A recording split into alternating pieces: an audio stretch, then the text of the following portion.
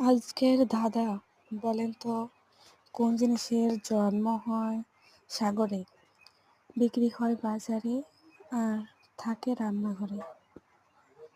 বলতে পারলে কমেন্টে জানান তো দেখি।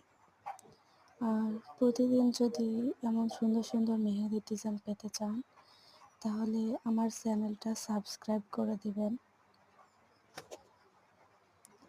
সবাইকে অসংখ্য ধন্যবাদ। ভিডিওটা শেষ পর্যন্ত দেখেন, অনেক ভালো লাগবে।